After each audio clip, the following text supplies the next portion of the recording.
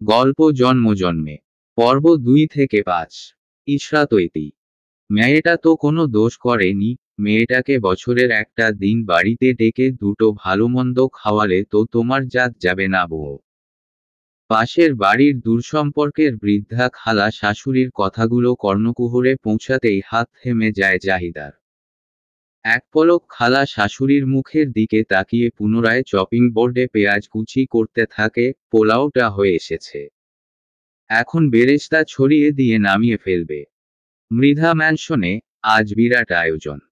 এ বাড়ির কর্ত্রী জাহিদা আনামের বাপের বাড়ি থেকে হুট করেই মেহমান এসেছে।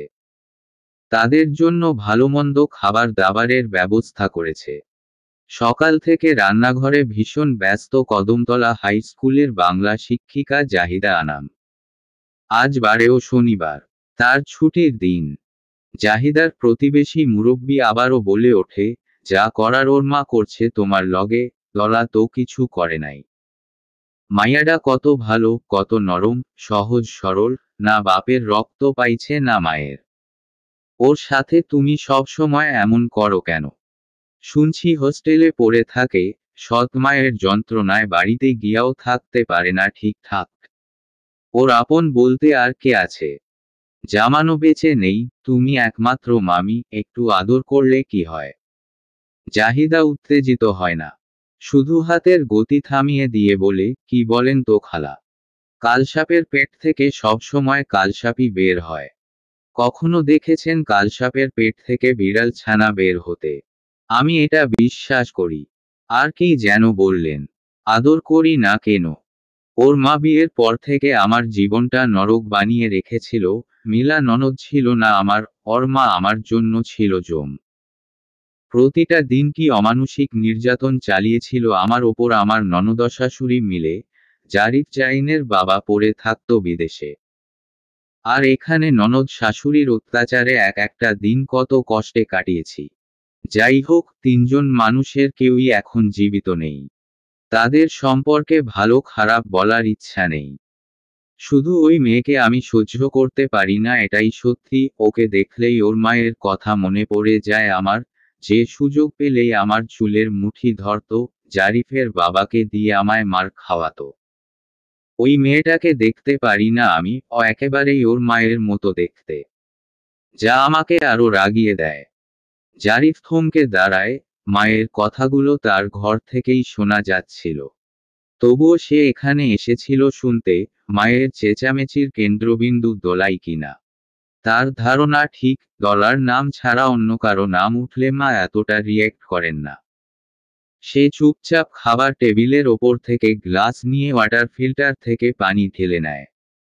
বাড়ি ভর্তি মেহমান, সবাই জারিফের নানা বাড়ি থেকে। দাদাবাড়ির কাউকে তার মা কখনো বাড়িতে ডাকেন না। বলতে গেলে জারিফের বাবা জামান মৃধার মৃত্যুর পরে সম্পর্কই চুকেবুকে গিয়েছে সবার সাথে তাদের।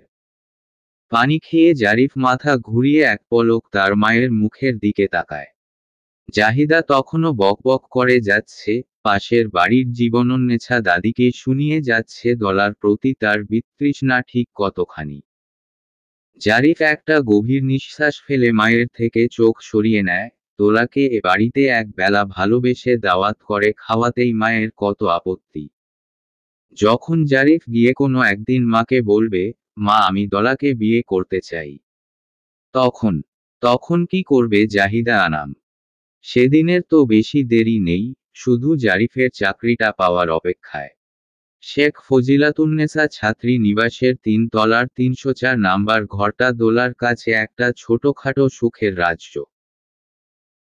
হতে পারে এই হোস্টেলের টাঙ্কিতে সব সময় পানি থাকে না, হতে পারে এই হোস্টেলের মিলের শাক ভাজিতে পোকা পাওয়া যায়, হতে পারে সপ্তাহে একদিন মাংস কপালে জোটে, তাও পোল্ট্রি মুরগির, যাতে কখনো কখনো মুরগির খুঁজে পায় দলা। কিন্তু এখানে, এই নিরিবিলিতে সেই শান্তিটুকু পাওয়া যায় যা বাবার বাড়িতে দোলা পায় না। এই যে এখন পিরিয়ডের পেট ব্যথা নিয়ে চিত হয়ে হাত পা ছড়িয়ে দলা শুয়ে আছে, কেউ এসে এখন দোলাকে শুনিয়ে শুনিয়ে বলবে না, সারাদিন শুয়ে থাকে সবাই, সব কাজ আমাকে একাই করতে হয়। সৎ মায়ের মার খেলেও দলার এতটা কষ্ট হতো না, কিন্তু ভদ্রমহিলা হাতে না মেরে দলাকে মুখে মারে। কথার বানে দলার কষ্ট হয় বেশি। পিকপিক যান্ত্রিক আওয়াজ তুলে ফোনটা কাঁপছে বিছানার ওপর। দোলা টিউশনি করাতে গিয়েছিল সকালে, তখনই ভাইব্রেশন মোডে ফেলে রেখেছিল ফোনটাকে। নিরিবিলি কামরায় হঠাৎ এই যান্ত্রিক আওয়াজটা দোলাকে চমকে দেয়। মনে করিয়ে দেয় জারিফের বলা ওই গল্পটা, একটা ছাত্রী নিবাসে একটা কামরায় দুজন বান্ধবী থাকত। একবার ঈদের ছুটিতে যখন সবাই হোস্টেল ছেড়ে যার যার বাড়ি চলে গিয়েছিল, তখন থেকে গিয়েছিল ওই বান্ধবী দুজন। গভীর রাতে যখন দুজনের মধ্যে একজন হোস্টেলের ওয়াশরুমে যায় তখন দেখতে পায় ওপর থেকে দুটো লম্বা লম্বা টকটকে লাল রঙের পা ধীরে ধীরে নিচে নামছে। মেয়েটা আতঙ্কে একটা বিকট চিৎকার দিয়ে ছুটে যায় তার বান্ধবীর কাছে। মেয়েটার সেই বান্ধবী তাকে আগলে নিয়ে বলে, কি হয়েছে দোস্ত, এমন করছিস কেন? তখন মেয়েটা কাঁদতে কাঁদতে সেই লাল রঙের পা দুটোর কথা তার বান্ধবীকে জানায়।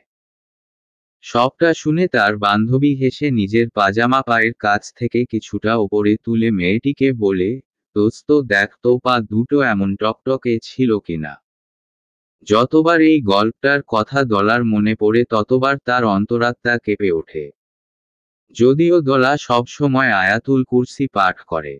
ফোনটা লাগামহীন বেজে চলেছে। দোলা জানে এই সময়ে কে ফোন দিতে পারে। হাত বাড়িয়ে ফোনটা তুলে নিয়ে তার অনুমান সঠিক হয়েছে দেখে দলা মুচকি হাসে। বিলম্ব না করেই দ্রুত স্ক্রিনে আঙুল চালিয়ে কলটা রিসিভ করে চুপ করে থাকে। ওপাশ থেকে কাঙ্ক্ষিত প্রিয় কণ্ঠস্বরে প্রিয় ডাকটা শুনতে পায় দুলি। দোলা দু চোখ বন্ধ করে বুক ভরে শ্বাস নেয়। এই ডাকটা যতবার সে ওই মানুষটার থেকে শোনে, আরও একবার শোনার তৃষ্ণা পায় তার। জারিফ বলে, চুপ করে আছিস কেন? শুনছি, বলো। আর তুই তোকারি করবে না?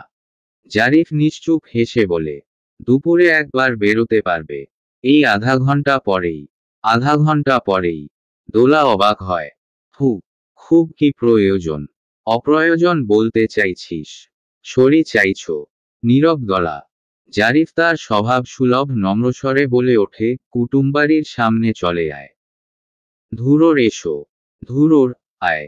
দোলা হেসে ফেলে, কিছুক্ষণ হেসে নিয়ে সে চুপ হয়ে যায়।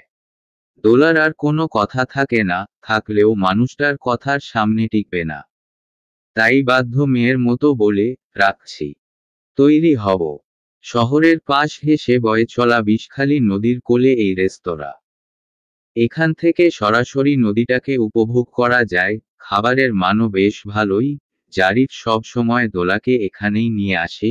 শহরের প্রাণকেন্দ্রে বড় বড় নামী রেস্তোরাঁগুলোর থেকে দোলা এখানেই এসে স্বস্তি পায়, তার কারণ জায়গাটা বেশ নিরিবিলি।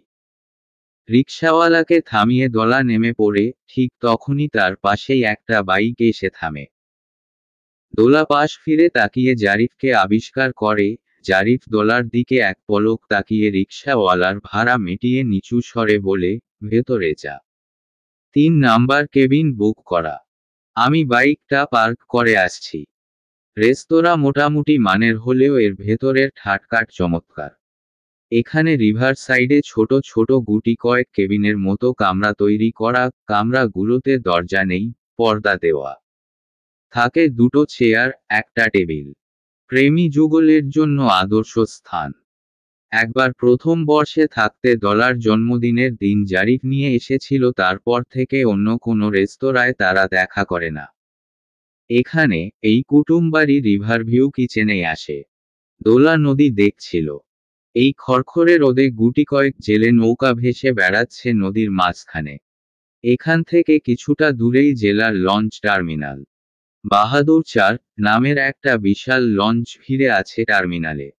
সম্ভবত সেটির ধোয়া মোছার কাজ চলছে। শয়ে শয়ে যাত্রী নিয়ে বিকেল 4টায় বরগুনা থেকে ঢাকার উদ্দেশ্যে রওনা দেবে বলে।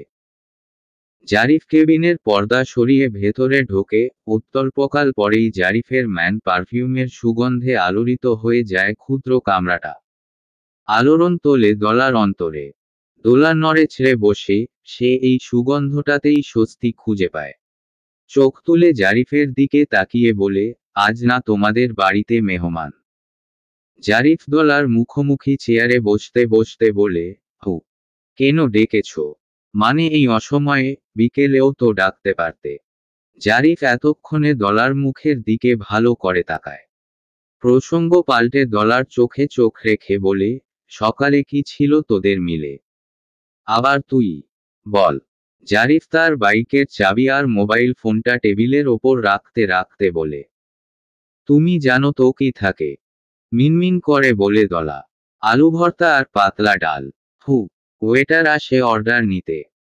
জারিফ এক প্লেট ভাত, খাসির মাংস, ইলিশ মাছ, ইলিশের ডিম ভাজা, চিংড়ির দো পেঁয়াজা অর্ডার করে দলার মুখের দিকে তাকিয়ে বলে, রসমালাই খাবি নাকি দই? দোলা অস্ফুট স্বরে বলে, দই। ওয়েটার অর্ডার নিয়ে চলে যায়। জারিফ দলার দিকে তাকিয়ে বলে ওঠে, তোর সেমিস্টার ফাইনাল কবে? সম্ভবত সামনের মাসের 14 তারিখ। পড়িস ঠিক মতো? নাকি সারাদিন টিউশনি করিয়ে বেড়াস? দোলা চুপ। জারিফ বলতে থাকে, তোর এত ইগো কেন? তুই তোকারি বন্ধ করো, তবে জবাব দেব। করব না, তাহলে দেব না। ওয়েটার এসে খাবার পরিবেশন করে দিয়ে যায় টেবিলে। জারিফ বলে, নে খা। তুমি খাবে না? না বাড়িতে গিয়ে খাবো। তাহলে এলে কেন এখন? কারণ তুই খাবি তাই। এখন খা। রোজ রোজ এসব কি? তোকে সামনে বসিয়ে খেতে দেখতে ভালো লাগে। তুমি বোধ হয় প্রথম প্রেমিক যার প্রেমিকাকে শাড়িতে নয় এটো হাতে গাপুস গুপুস মুখে লোকমা তুলতে দেখতে ভালো লাগে। জারিফ নিষ্প্রভ। দোলা একদৃষ্টে জারিফের দিকে তাকিয়ে থাকে। জারিফ নিষ্প্রভতা ঠেলে সরিয়ে বলে ওঠে, আমার পাঠানো টাকাটা ফিরিয়ে দিলি কেন? কেন নেব? কেন তুমি আমায় পালবে? আমি কি তোমার বউ? হবি তো। যখন হব তখন। আর এত টাকা কই পাও? নিজেই তো মামির কাছ থেকে নাও। ওটা আমার টাকা। আমার কামাই করা। দোলা কিছু না বলে খাওয়া শুরু করে। জারিফ দেখতে থাকে দোলাকে। দোলা এক পলক জারিফের দিকে তাকিয়ে বলে ওঠে, তুমি খুব বাজে প্রেমিক। কিন্তু খুব ভালো স্বামী হব। সাথে সাথে জবাব দেয় জারিফ। দোলা খাওয়া থামিয়ে মানুষটার দিকে তাকায়, কতটা আত্মবিশ্বাসের সাথে জারিফ বলেছে কথাটা। দোলার মন ও মস্তিষ্কে ছেয়ে যায় সুখানুভূতি, কিন্তু কিছু সময়ের জন্য। চোখ নামিয়ে আবারও খাওয়ায় মন দেয়। জারিফ বলে, গান শুনবি দুলি? দোলা কিছু বলার আগেই জারিফ নদীর পানিতে দৃষ্টি স্থির রেখে গাইতে শুরু করে, আর কটা দিন তারপরে বেলা মুক্তি। কসবার ওই নীল দেয়ালের ঘর। সাদা কালো এই জঞ্জালে ভরা মিথ্যে কথার শহরে। তোমার আমার লাল নীল সংসার। 4টা লাইন গেয়ে জারিফ দোলার সুশ্রী, গোলগাল, মায়া ভরা মুখটার দিকে তাকায়। ওই চাহনি সরাসরি আঘাত হানে দোলার বক্ষপটে। দোলা খাওয়া বাদ দিয়ে তার দিকেই তাকিয়ে আছে। জারিফ বলে, আরে খাচ্ছিস না কেন? খা। দোলা অস্ফুট স্বরে বলে ওঠে, আমরা বিয়েটা কবে করছি জারিফ? আমরা বিয়েটা কবে করছি জারিফ? সরাসরি এই প্রশ্নটিতে জারিফ কিছুটা হকচকায়। এমনিতে দোলা কখনো সরাসরি বিয়ের কথা তোলে না। আজই প্রথম এমন হলো, কণ্ঠে ছিল অধীরতা। জারিফের থেকে দোলা কোনো উত্তর না পেয়ে হাত ধুয়ে ফেলে। তার খাওয়া হয়ে গিয়েছে। জারিফ নিষ্প্রভ বসেই ছিল, দলাকে হাত ধুতে দেখে সে টিস্যু বক্স থেকে টিস্যু বের করে দলার দিকে এগিয়ে দিয়ে বরাবরের মতো বলে, পেট ভরেছে। বরাবরের মতো দোলারও চোখ ভিজে উঠতে চায়। এবং সে বরাবরের মতো তা পাত্তা না দিয়ে উপর নিচে মাথা ঝাঁকায়। মুখে বলে, চলো ওঠো। 2:30 বেজে গিয়েছে। তুমি বাড়িতে যাবে, খাবে। ওয়েটার এসে বিল নিয়ে যায়। জারিফ চুপচাপ উঠে দাঁড়ায়। দোলা নিজের ব্যাগ কাঁধে তুলে নেয়। রেস্তোরাঁর বাইরে এসে জারিফের বাইকের কাছে এসে দাঁড়ায় দোলা। জারিফ বাইকে উঠে আশেপাশে তাকিয়ে উঁচু গলায় ডেকে একটা রিকশা দাঁড় করায়। দোলাকে ইশারা করে রিকশাতে উঠতে। দোলা রিকশায় উঠে বসতেই জারিফ রিকশাওয়ালাকে বলে, সার্কিট হাউস মাঠে নিয়ে যান। দোলা জারিফের দিকে প্রশ্নবোধক দৃষ্টিতে তাকিয়ে। জারিফ উত্তর দেয় না। রিকশা চলতে শুরু করলে বাইক নিয়ে রিকশার পিছু পিছু যেতে থাকে। বরগুনা সদরের সার্কিট হাউস মাঠটা দুপুর সময়টাতে বরাবর শান্ত, নিরিবিলি এবং নিস্তব্ধ একটা স্থান।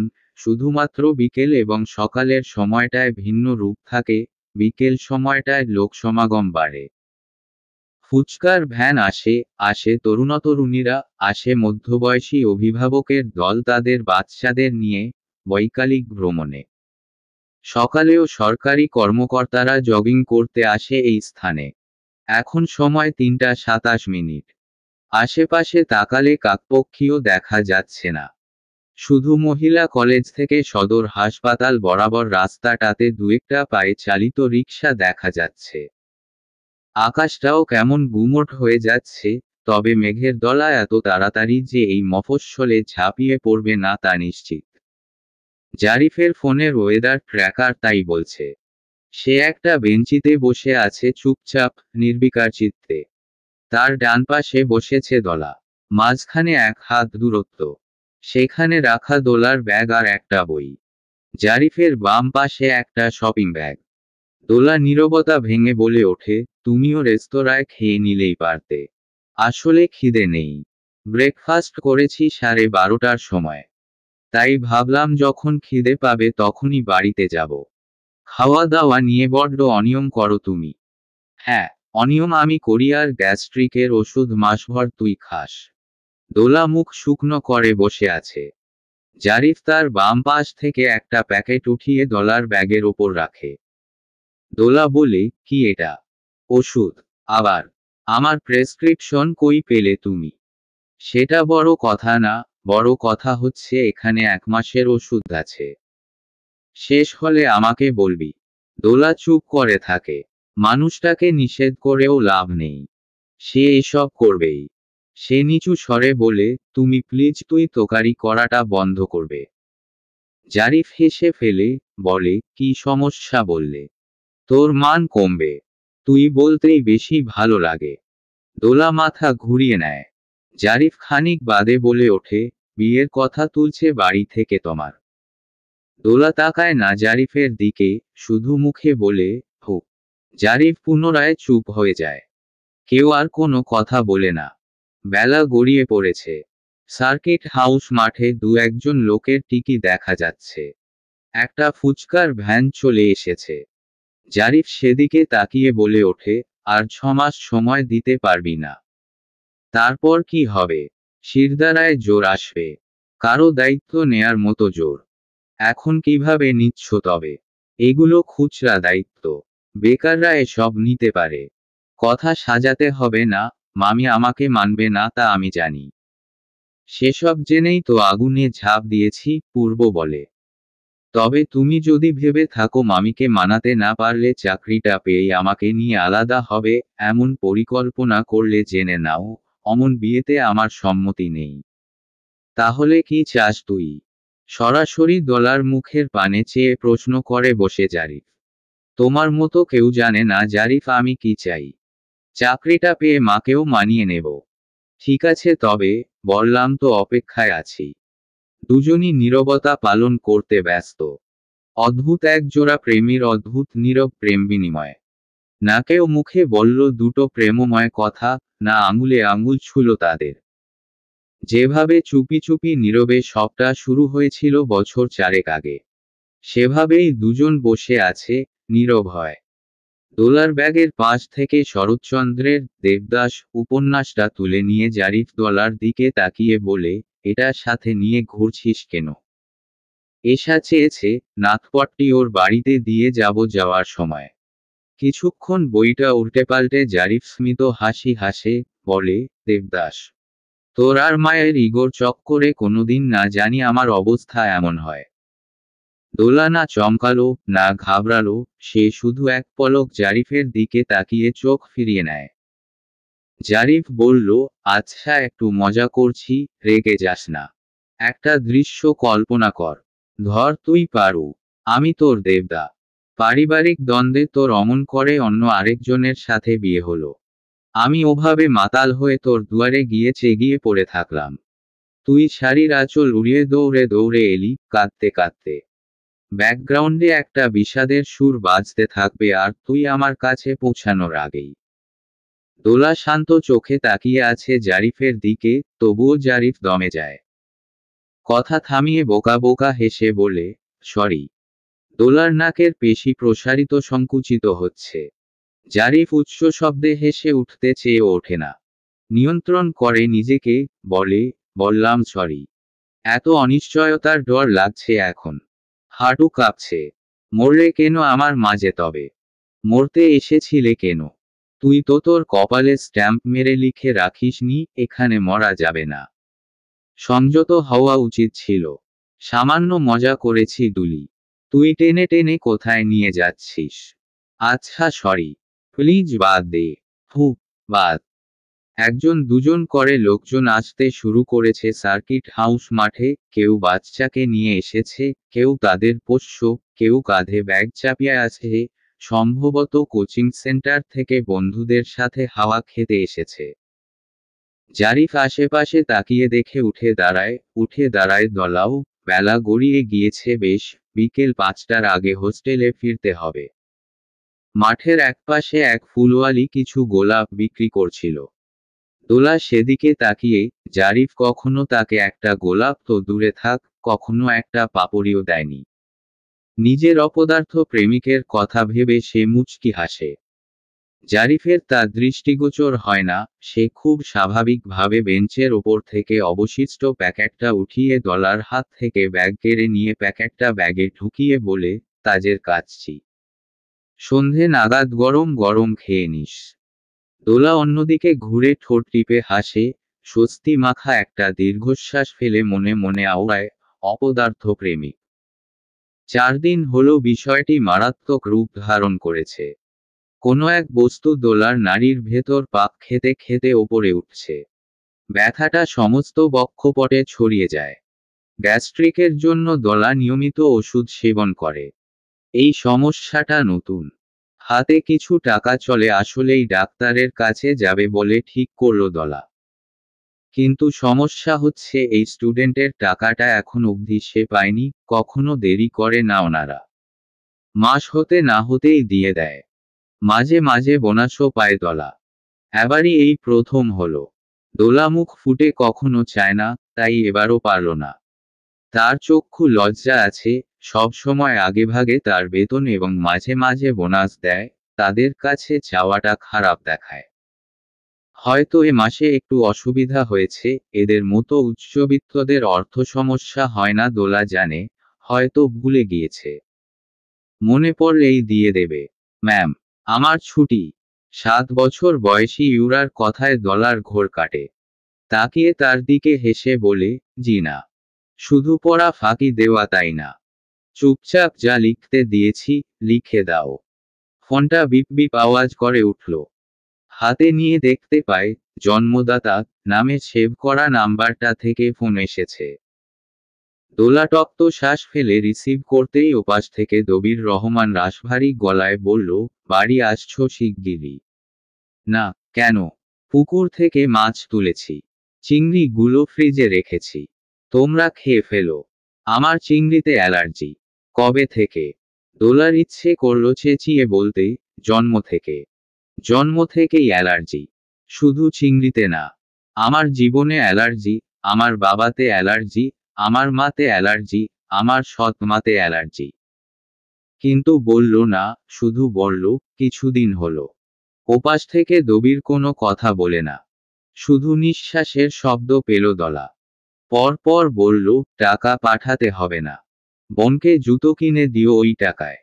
আমার চলছে বেশ। ফোন রেখে দলা ভেজা দুচোখ মুছে নেয় অরুণার কোণা দিয়ে। ইউরা ম্যামকে দেখে আবারও লেখায় মনোনিবেশ করে। এক বাটি কাস্টার্ড হাতে ঘরে ঢোকে ইউরার মা ফারিন। দোলা নিজেকে সামলে নিয়ে মেকি হাসে। ফারিনের ঠোঁট জুড়ে আন্তরিক হাসি। দোলার হাতে কাস্টার্ডের পেয়ালা তুলে দিয়ে বলে, খাও। শুরুটা তুমিই করো। দোলা পরে খাবে বলে রেখে দিতে চায় পাশে, ফারিন বাধা দিয়ে চোখ বাঁকিয়ে বলে, বলছি খাও। দোলা বাধ্য মেয়ের মতো খেতে থাকে। ফারিন মুগ্ধ চোখে দেখতে থাকে দোলাকে, খুঁটিয়ে খুঁটিয়ে। মেয়েটা ভারী মিষ্টি, আকর্ষণীয় মুখশ্রী, গায়ের রংটাও নজরকাড়া। কেউ একবার তাকালে দুবার মুগ্ধ হয়ে তাকাতে ভুলবে না। খাওয়া শেষ করে দলা ইউরার পড়া বুঝিয়ে দিয়ে উঠে দাঁড়াতেই ফারিন তার হাতে একটা খাম ধরিয়ে দিয়ে বলে, নাও। দোলা এভাবে কাঙ্ক্ষিত জিনিসটা পেয়ে ভীষণ খুশি হলেও শুকনো হাসি হেসে ধন্যবাদ জানায় ফারিনকে। ফারিন মনমরা হয়ে বলে, এমাসে যে কি হলো দলা? দুই ননদের বিয়ে, দেবরের এখানে ফেরা, সবকিছু মিলিয়ে এত অন্যমনস্ক ছিলাম যে তোমার বেতনের কথা ভুলেই গিয়েছিলাম। আর তোমাকেও বলি, 7 দিন হয়ে গেল, একটু মনে করিয়ে দেবে না? গতকাল রাতে ইউরার বাবা মনে করালো। যাই হোক, খামটা খোলো। দোলা অবাক হলেও বাধ্য মেয়ের মতো খামটা খুলে। খাম খুলে দেখে তার বেতনের 4,000 টাকার সাথে আরো 2,000 টাকা বাড়তি। দোলার চোখে মুখে বিস্ময়। ফারিন হেসে বলে, তোমাকে ইউরার বাবা দিল খুশি হয়। দোলা খুবই স্বাভাবিক থাকে। তার এভাবে জারিফ ব্যতীত অন্য কারো থেকে বাড়তি নেওয়ার অভ্যাস নেই, তবে এখানে ফারিন আর তার স্বামী তৌকির যথেষ্ট আন্তরিক দোলার প্রতি। এর আগেও এমন হয়েছে। দোলা ফেরাতে পারে না এই আন্তরিকতাটুকু। ফারিন গিয়ে ইউরার কম্পিউটার টেবিলের ওপরে রাখা একটা শপিং ব্যাগ এনে দোলার হাতে দেয়। দোলা দ্বিতীয় দফায় বিস্মিত হয়ে বলে, এটা কি ভাবি? তারানা আর তানিয়ার বিয়েতে সবার জন্য এনেছিলাম ঢাকা থেকে। তোমার জন্যও নিয়েছিলাম 4 পিসটা। তুমি তো বিয়েতে এলে না, তাই দেওয়াও হলো না। এটা নাও। তোমার ভাইয়া নিজে পছন্দ করেছে তোমার জন্য রংটা। দোলা বেশ কিছুক্ষণ দোনামোনা করে ফারিনের কাছ হার মানে, নিতে হয় উপহারটাকেও। ফারিনের স্বামী শেখ তৌকির আহমেদ বরগুনা উপজেলার নবনির্বাচিত চেয়ারম্যান। আল্লাহ দিয়েছেন তাই বিত্তবৈভবের কোনো অভাব নেই তার। তার বাবা শেখ তৌফিকুল আহমেদের জ্যেষ্ঠ সন্তান সে। সামাজিক গণমাধ্যমে একটা গ্রুপে দলা বছরখানেক আগে টিউশনির খোঁজ পেতে একটা পোস্ট করেছিল, সেখান থেকেই ফারিনের সাথে দোলার পরিচয়। ইউরাকে পোড়ানোর জন্য ফারিন আর তৌকির ঠিক করে দলাকে। তারপর থেকেই দলার নিয়মিত যাতায়াত এই শেখ বাড়িতে। বাড়িটা বেশ পুরনো। 1991 সালের দিকে বাড়িটা তুলেছিল শেখ তৌফিকুল আহমেদ। তখনকার দিনেই দুটো ইটের ভাটার মালিক ছিলেন সে। 2023-এ ধনসম্পদ বেড়েছে 10 গুণ। মফস্বলের বড়লোকদের অস্থিমজ্জায় অহংকার মিশে থাকে। এ বাড়ির কারো মধ্যেই এসব কিছু দেখেনি দলা। পরিবারটাকে বেশ হাসি খুশিই মনে হয়। ফারিনের থেকে বিদায় নিয়ে দলা ইউরার পড়ার ঘর থেকে বেরিয়ে সিঁড়ি বেয়ে বসার ঘর পর্যন্ত আসে, ফারিনও আসে পিছু পিছু। এটা ফারিনের অভ্যাস। রোজ দলাকে বাড়ির গেট পর্যন্ত এগিয়ে দেয়। হঠাৎ করেই ঘেউ ঘেউ আওয়াজে দলা চমকে ওঠে। বরাবর কুকুর ভীতি তার। এ বাড়িতে নতুন একটা আপদ উদয় হয়েছে বজ নামের। কুকুরটার জাত কি দলা জানে না, বিদেশি। কিন্তু অতি ভয়ঙ্কর দেখতে। বাড়ির আঙিনায় আউটহাউজে থাকে। এতদিন ছিল না এই আপদটা, মাসখানেক হয় এসেছে, যবে থেকে ইউরার ছোট চাচ্চু ঢাকা থেকে এসেছে। বজ ইউরার ওই ছোট চাচ্চুর পোষ্য। যেই লোকটা দোলার কাছে বজর মতোই স্রেফ একটা অস্বস্তি। অস্বস্তি থেকে পালাতে দলা ওড়না তুলে গামাথা ঢেকে নেয় পুরোপুরি। বাড়ির সদর দরজা পর্যন্ত নিজেকে আড়াল করে নিয়ে এগোতে পারল না দলা। বজ ছুটে আসলো তার দিকে। এমনটা রোজ হয়। দোলা আঁতকে উঠে ফারিনকে আষ্টে পৃষ্ঠে ধরে। বজ ঠিক দোলা নয়, দলার পেছনে কয়েক গজ দূরে তার মালিকের কাছে ছুটে যায়। শেখ তৌসিফ আহমেদ, এবাড়ির সর্বকনিষ্ঠ পুত্র, গম্ভীর কণ্ঠে বজকে বাড়ির বাইরে চলে যাওয়ার নির্দেশ দিতেই বজ বাধ্যতা দেখিয়ে ছুটে বেরিয়ে যায়।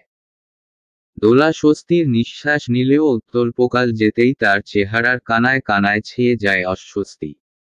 আর্স্ট হয়ে দাঁড়িয়ে আছে ফারিনের পেছনে।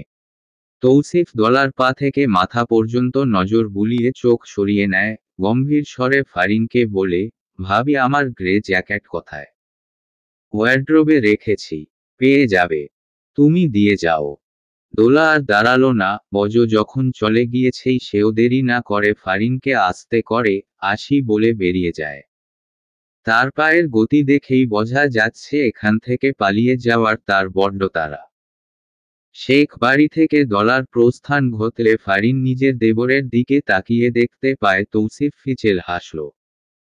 হঠাৎ করে সে হাসি মিলিয়েও গেল, কণ্ঠস্বরে গাম্ভীর্য বজায় রেখে ভাবিকে প্রশ্ন করল, উপহারটা নিল? নিল। তৌসিফ চুপ। ফারিন বলে ওঠে, ধৈর্য ধরো। আমার শ্বশুর তামিলনাড়ু থেকে চিকিৎসা নিয়ে ফিরলেই প্রস্তাব পাঠাবো। যেভাবে ড্যাব ড্যাব করে তাকিয়ে থাকো।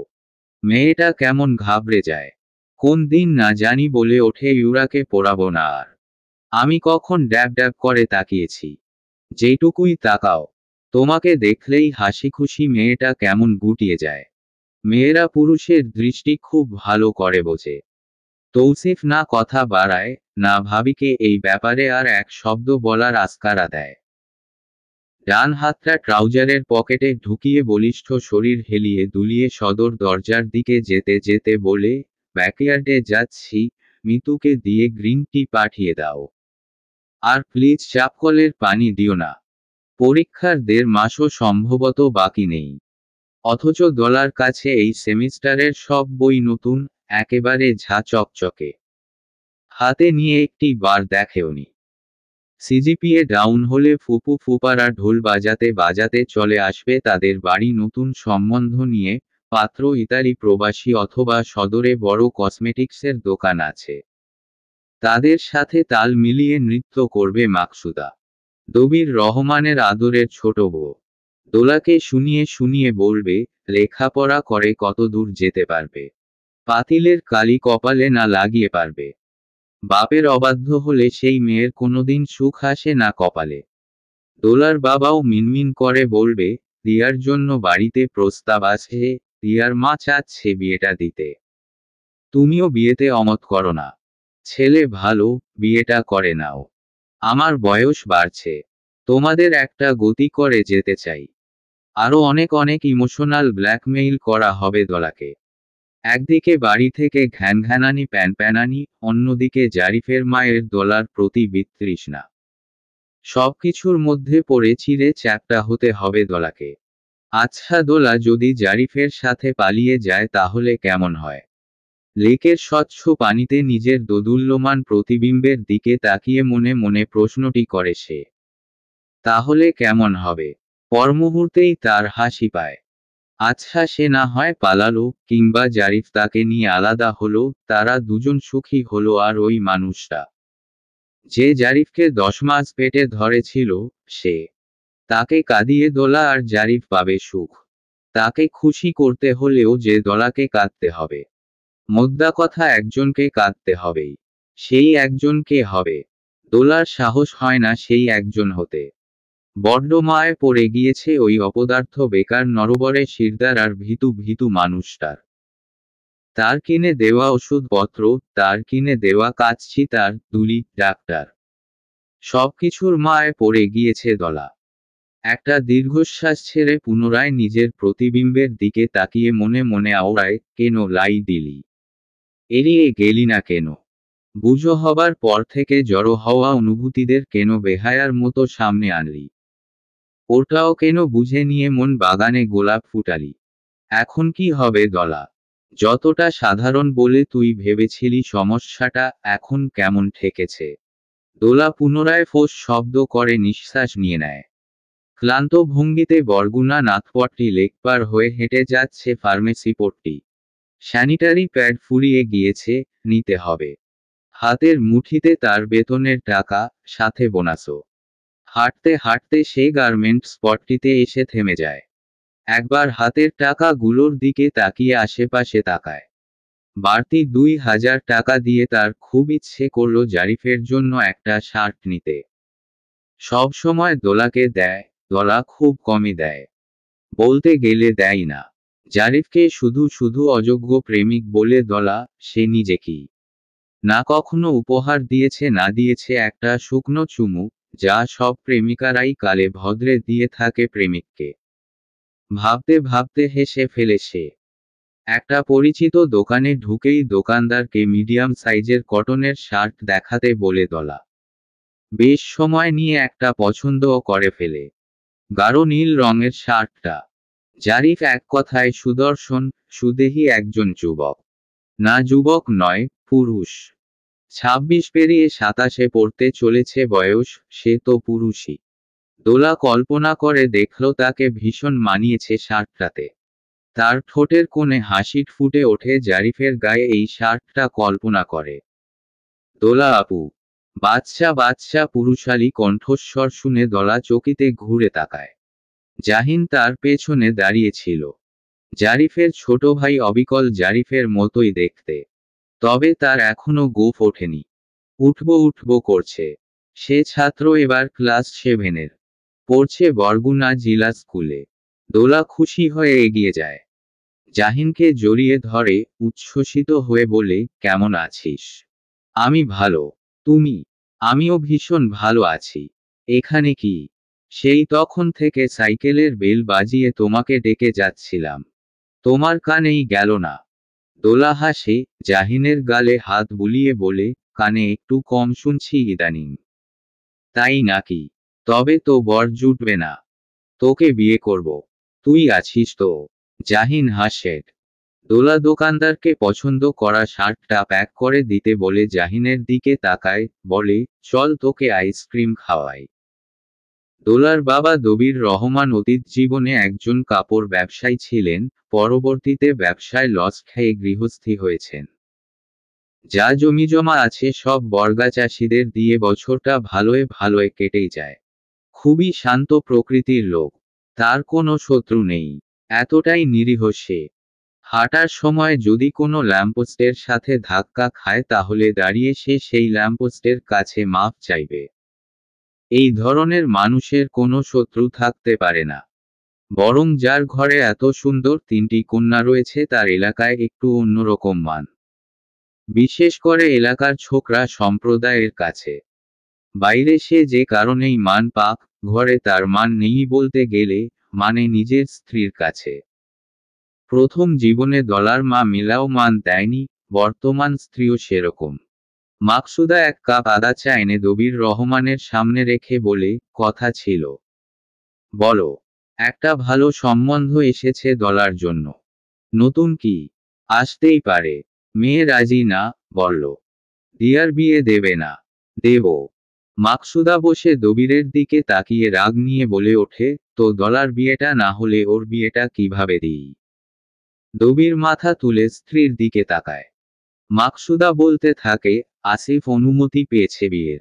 মঞ্জু আপাও আর দেরি করতে চাইছে না। আমাকে বলে দিয়েছে সামনের মাঘে আসিফ ছুটিতে এলেই কাবিন করে রাখবে দিয়া আসিফের। এদিকে তোমার বড় মেয়ে বিয়ে করবে না বলে পণ করেছে। আচ্ছা, এখন ওর আগে দিয়ার বিয়ে দিলে সেটা তোমার ভালো লাগবে? লোকে 5 কথা না শুনিয়ে ছেড়ে দেবে। দবির শুধু চেয়ে রয় স্ত্রীর দিকে। মাকসুদা বলতেই থাকে, এমনিতেই সারা বছর শহরে হোস্টেলে পড়ে থাকে। চরিত্রে দাগ লাগা নিয়ে এখনই কানাঘুষা শুরু হয়ে গিয়েছে। বড় পুকুর পাড়ে গেলেই শুনতে পাবে। সৎ মা হতে পারি আমি, তবে অতটাও খারাপ না যে এসব শুনলে আমার খুব ভালো লাগে। মেয়েকে বোঝাও। বিয়েটা করেনি।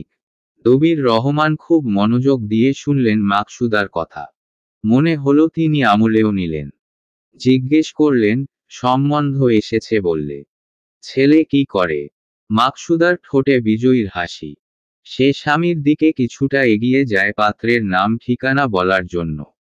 10,000 স্টেপ কমপ্লিট।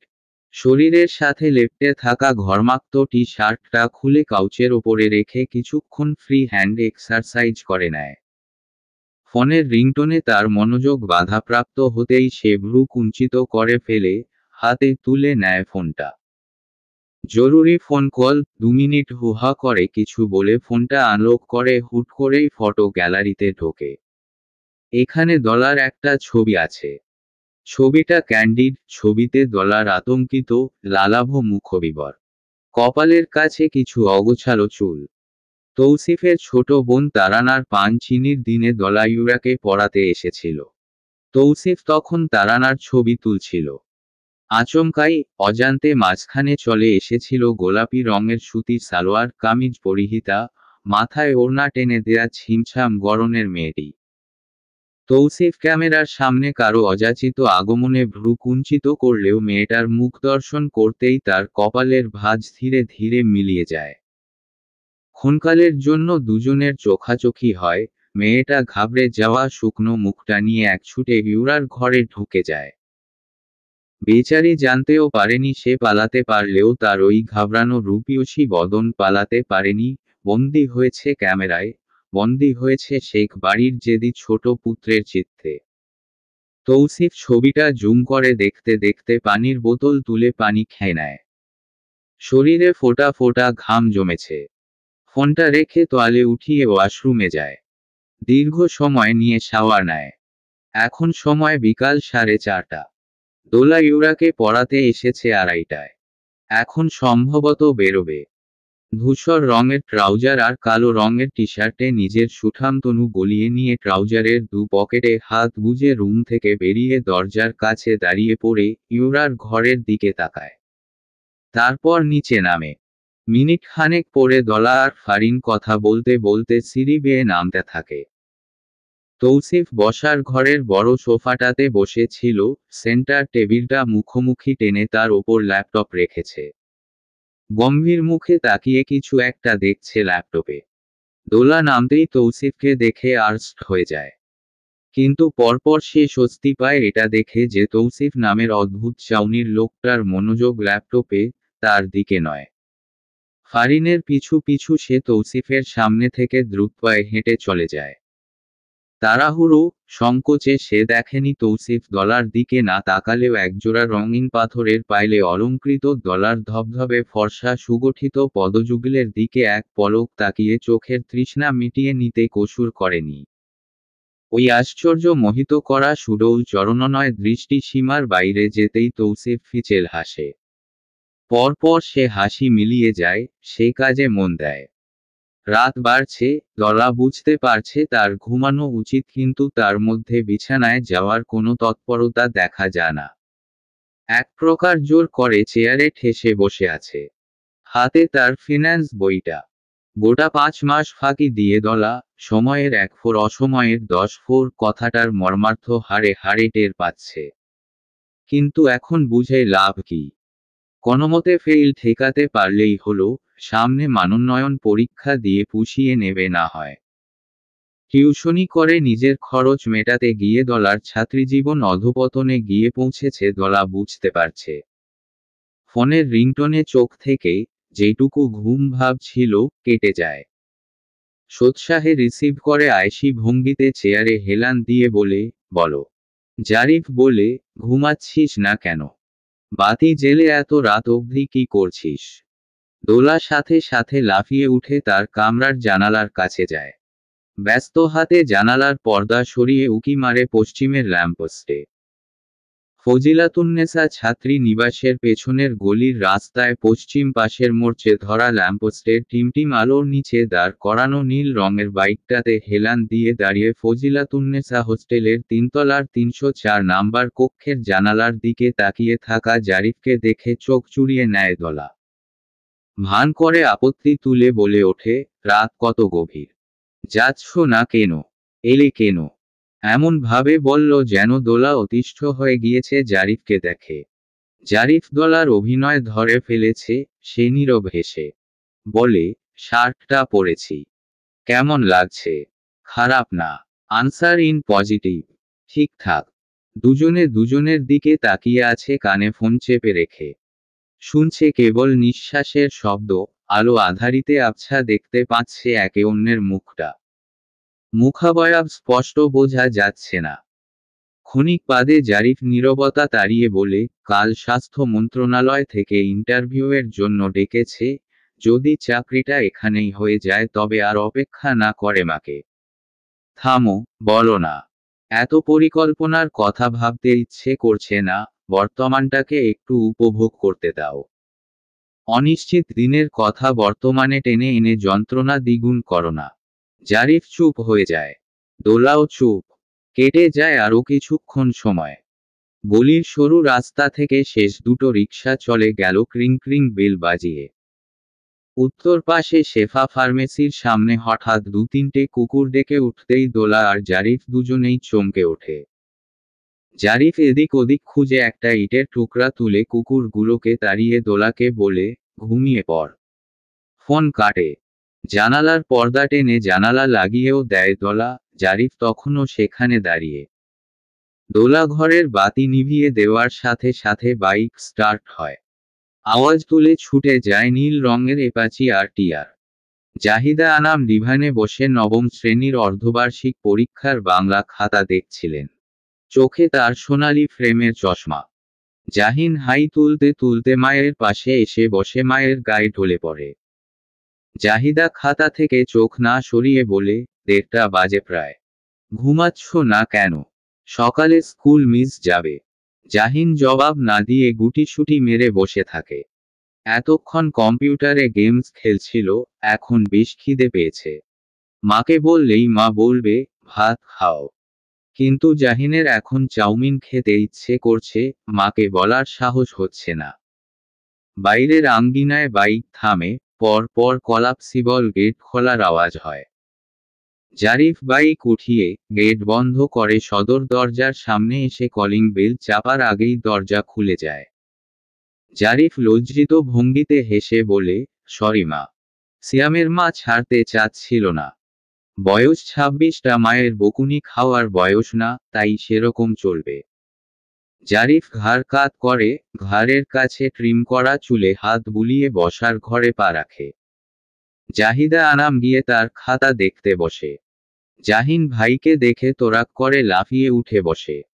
কিছুক্ষণ ভাইয়ের দিকে তাকিয়ে থেকে সে বলে, নতুন শার্ট? জারিফ ইতস্তত করে বলে, হু, আজ নিলাম। জাহিন কয়েক মুহূর্ত কিছু মনে করার চেষ্টা করে বলে, আর কি আশ্চর্য। ভাইয়া জানিস গতকাল গার্মেন্ট স্পটটিতে দলা আপুর সাথে দেখা হয়েছিল, সেও জেন্টস পয়েন্ট থেকে হুবহু এরকম একটা শার্ট নিয়েছে। একেবারে সেইম। জাহিদা ছাত্রের খাতায় প্রাপ্ত নাম্বার লিখতে যাচ্ছিল, ছোট ছেলের কথায় তার হাত থেমে যায়। জারিফ এক প্রকার হোঁচট খেয়ে সরাসরি মায়ের দিকে তাকায়। দেখতে পায় মা তার মুখের দিকেই তাকিয়ে আছে। জাহিন বকবক করে যাচ্ছে গতকাল দোলা আপুর সাথে দেখা হবার পরে কি হয়েছে। সে কথা জাহিদা আনাম আর তার বরছেলের কানে পৌঁছায় না। দুজনেই দুজনের দিকে তাকিয়ে। একজনের দৃষ্টিতে ধরা পড়ার আতঙ্ক, আরেকজন তাকিয়ে আছে অবাক চোখে, হতবাক হয়। জারিফ মায়ের দৃষ্টি থেকে দৃষ্টি সরিয়ে জাহিনের দিকে তাকায়। জাহিন বলতেই থাকে, তারপর শার্টটা কিনে আপু বলল আমাকে আইসক্রিম খাওয়াবে, আমার সাইকেলে আপুকে নিয়ে অনেকক্ষণ ঘুরলাম। জারিফ নিচু গলায় বলে, তাই নাকি? বেশ। জাহিন বলে, তুমি কোথা থেকে নিলে শার্টটা? তুমিও জেন্টস পয়েন্ট থেকে নিয়েছো? জারিফ জাহিনের কথার উত্তর না দিয়ে মায়ের দিকে আরেক পলক তাকিয়ে নিজের রুমে ঢুকে দরজা লাগিয়ে দেয়। জাহিদা আনাম নিশ্চুপ হয়ে তাকিয়ে আছে সেই বন্ধ দরজার দিকে। ওই কে যায়, ওইখান দিয়া কে যায়? বাদশা সুলভ রিনরিনে কণ্ঠস্বর দলার পায়ের গতি থামিয়ে দেয়। সে শেখ বাড়ির দোতলার পূর্ব দিকের সবথেকে কোণের ঘরের সামনে দাঁড়িয়ে পড়েছে। ঘরটায় বাড়ির সবথেকে প্রবীণ ব্যক্তি তৌকির আহমেদ ও তৌসিফ আহমেদের দাদি গুলবাহার বেগমের। বয়স প্রায় 90-এর কাছাকাছি। চোখে খুব কম দেখে। ওয়াকার ছাড়া হাঁটাচলা করতে পারেন না, মাঝে মাঝে 3-4 দিনের জন্য পুরোপুরি বিছানা নেন। তবে এত অক্ষমতার পরেও ওনার মুখটা খুব চলে। এই বাড়িতে বোজো আর বোজোর মনিবের পড়ে দলার আরও একজন অস্বস্তি হচ্ছে এই গুলবাহার বেগম। বৃদ্ধা মানুষ, অতিরিক্ত কথা বলবে স্বাভাবিক, তবে এই বৃদ্ধা এক লাইন কথা বললে 10টা গালাগাল দেয়। সব সময় অশ্লীল, অশালীন কথা বলে অন্যদের সাথে। এটাই দলার বিরক্তির কারণ। সেদিন দলার সামনে এই বাড়ির মেয়ে তারানা, যার সপ্তাহখানেক আগে বিয়ে হয়েছে, সে কথায় কথায় ফারিনকে বলছিল, আমি এখনো ছোট ভাবি। পাশ থেকে গুলবাহার বেগম তার দন্তবিহীন কুঁচকে যাওয়া মুখ নেড়ে নেড়ে সাথে সাথে উত্তর দেয়, কি এ ছোট? যে মাইয়া একবার ভাতারের তলে যায় হে মাইয়া আর ছোট থাহে না। কথাটা মনে পড়ায় পুনরায় দোলার গা কাটা দিয়ে উঠেছে। একে এই বাড়ির সবাই সহ্য কিভাবে করে কে জানে। তবে বৃদ্ধার স্মৃতি শক্তি খুবই কম। কাউকে মনে রাখতে পারে না। দোলা বরাবর এই বৃদ্ধা মহিলাকে এড়িয়ে চলে। তবে আজ ইউরার ওয়াশরুম ব্যস্ত, তাই দোলা দোতলার গেস্টরুমের ওয়াশরুমে ঢুকেছিল। গেস্টরুমটা গুলবাহার বেগমের ঘরের ঠিক পাশেই। দোলা থমথমে মুখে গুলবাহারের ঘরের সামনে দাঁড়িয়ে আছে। এখন সে দুটো কাজ করতে পারে, হয় এখান থেকে পালিয়ে যাওয়া, নয় 2 মিনিট ওই অশ্লীল বৃদ্ধার যৌন বিষয়ক লেকচার শোনা। দোলা পালিয়ে যাওয়ার মনস্থির করল, এক পা সামনে বাড়াতেই গুলবাহার আবারও চেঁচিয়ে ওঠে, ওই ছেড়ি! তুই ক্যাডা? আয় আমে আয়! আয় কইছি! পানি খাওয়াইয়া যা মরে! একটা গভীর নিঃশ্বাস ফেলে দোলা গুলবাহারের ঘরে ঢোকে। গুলবাহার বিছানায় হেলান দিয়ে বসে ছিল, পরনে তার সুতি কাপড়ের মেক্সি ধরনের পোশাক। সে চোখ সরু করে দোলাকে দেখছে। দোলা একটা গ্লাসে পানি ঢালে। গুলবাহার বলে ওঠে, তুই কার বউ? দোলা পানিটা গুলবাহারকে খাওয়াতে খাওয়াতে বলে, আমি ইউরার টিচার। তুই কি চার? হুরা ক্যাডা? আপনি পানি খান দাদি। দোলা পানি খাইয়ে দিতেই গুলবাহার বলে ওঠে, তোর গায়ে গোস্ত নাই কেন? শেখ বাড়ির বউরা থাকবি থলথলা। এই শরীর নিয়া এই গোষ্ঠীর পোলাগো সামলান যায় না, তোর ধরবে কোনহানে? ছিয়া! চেঁচিয়ে ওঠে দোলা। দোলার আওয়াজে গুলবাহার বেগমও কেঁপে ওঠে। দোলা এক মুহূর্ত অপেক্ষা না করে হাতের গ্লাসটা টেবিলে বেশ শব্দ করে রেখে হন্তদন্ত হয়ে ঘর থেকে বেরিয়ে যেতে নিলে কারো সাথে ধাক্কা লেগে 3 পা পিছিয়ে যায়। তৌসিফ দোলার দিকে এক পলক তাকিয়ে চোখ সরিয়ে নেয়। দোলা ব্যস্ত হাতে ওড়না দিয়ে মাথা ঢাকে। তৌসিফ গুলবাহারের ঘরের দরজা থেকে সরে ভেতরে ঢোকে। দোলা পালিয়ে যাওয়ার মতো ছুটে বেরিয়ে যায় ঘর থেকে, আর চোখে দোলাকে এক পলক দেখে তৌসিফ দাদির দিকে তাকায়। গুলবাহার তখন থেকে চেঁচিয়ে যাচ্ছে দোলার ওপর, ওই ছেড়ি তুই কার লগে চিল্লাইয়া উঠলি? ওই ছেড়ি! ওই মহিষের মতো দৌড়াও ক্যা? ওই! তৌসিফ শান্ত স্বরে দাদিকে বলে, চেঁচাচ্ছ কেন? তুই ক্যাডা? তো কি? না তোসু! ওই ছেড়ি ক্যাডা? কার বউ? ও চিল্লাইয়া উঠল কেন? কার বউ? তৌসিফ দাদির দিকে কিছুক্ষণ তাকিয়ে থেকে শান্ত, গম্ভীর স্বরেই বলে, তৌসিফের। টিফিন পিরিয়ডে স্কুলের টিচার্স রুমে চুপচাপ বসে ছিল জাহিদা আনাম। মাথাটা বেশ ধরেছে। আজ সকালে ঘুম থেকেও সময় মতো উঠতে পারেনি, সকালের রান্নাটাও হয়নি ঠিকভাবে। কোনোমতে ডালে চালে খিচুড়ি বসিয়ে ফুটিয়েছেন। ওই দিয়েই আজ দুপুর পর্যন্ত চালিয়ে নিতে হবে সবার। একটা ঠিকা কাজের লোক রাখলে ভালো হতো। তবে অসুবিধা হচ্ছে 28,000 টাকা বেতনের 6,000 টাকাই যাবে কাজের লোকের বেতন দিতে। জারিফ এখনো বেকার, জাহিন বড় হয়েছে, সংসারের খরচ বাড়ছে। জারিফ যদিও খুব কমই নেয় জাহিদার থেকে, জোর করে দিলে তবেই নেয়। তবুও জাহিদা টাকা পয়সার খরচ বাড়াতে চাচ্ছে না কাজের লোক রেখে। 2 ছেলের জন্য সেভিংস করতে হবে। তার কাঁধে অনেক দায়িত্ব। জারিফের বাবা তো একটা বাড়ি ছাড়া অর্থ কিছুই রেখে যেতে পারেনি। ছেলে দুটোকে বড় জাহিদা একা করেছে। তবুও মাঝে মাঝে জাহিদার ইচ্ছে করে একটু আরাম করতে এই বয়সে। তাড়াতাড়ি রিটায়ারমেন্ট নিয়ে নিতে ইচ্ছে করে। নবম দশম শ্রেণীর যে 3টে ব্যাচ পড়ায় বাড়িতে সেগুলো বাদ দিয়ে দিতে ইচ্ছে করে। শরীর আর সায় দেয় না এসবে। যুবতী বয়সে শাশুড়ি ননদ স্বামীর মার খেতে খেতে শরীরটা এখন অকেজোই হয়ে গিয়েছে প্রায়। কখন হুস করে প্রাণ পাখিটা উড়ে যায় তা বলা যায় না। গত 3 দিন থেকে ব্লাড প্রেশার একটু হাই হয়েছিল, তার ওপর গতকাল রাতের পর মনটা কোনো কারণে বেশ বিক্ষিপ্ত হয়ে আছে জাহিদার। মনটা কিছুতেই শান্ত হচ্ছে না, অস্থির লাগছে। মনে হচ্ছে একটা অঘটন ঘটে গিয়েছে। জাহিদাকে এভাবে একা টিচার্স রুমে বসে থাকতে দেখে একজন সহশিক্ষিকা ভেতরে ঢোকে। কি জাহিদা আপা? অসুস্থ নাকি? জাহিদা নড়ে চড়ে বসে। রিহানা ম্যাডামের দিকে তাকিয়ে হাসার চেষ্টা করে। বলল, না আপা, বসুন। রিহানা বসে, জাহিদার দিকে তাকিয়ে বলে, অসুস্থ দেখাচ্ছে আপনাকে। আসলে বয়স হয়ে গিয়েছে তো আপা। শরীরটা আর আগের মতো সায় দেয় না পরিশ্রমে। কেন করেন পরিশ্রম? দুটো ছেলে আপনার, বিয়ে করিয়ে ঘরে বউ নিয়ে আসুন। সেবা যত্ন করবে। জাহিদা হাসে। রিহানা ম্যাম বলতে থাকে, জারিফের চাকরির কি খবর? হলো কিছু? ওই তো, সব জায়গা থেকে ইন্টারভিউয়ের জন্য ডাক আসছে। বেশ, ভালোয় একটা চাকরি পেয়ে গেলেই হয়। তারপর বিয়ে করিয়ে দেবেন ছেলেকে। হু, দোয়া করবেন। আমার ছোট বোনের মেয়ে অরিনকে তো চিনেন। এই স্কুলের ছাত্রী ছিল। S S C 2018 batch. এখন অ্যাকাউন্টিং নিয়ে পড়ছে, দ্বিতীয় বর্ষে আছে। ওকে পছন্দ করে রেখেছি জারিফের জন্য। রিহানা এদিক ওদিক তাকিয়ে নিচু গলায় বলে, জারিফের অন্যত্র রিলেশন আছে নাকি তা না জেনেই পছন্দ করে ফেললেন? জাহিদা চিন্তিত ভঙ্গিতে রিহানার দিকে তাকায়, বলে, বুঝলাম না আপা।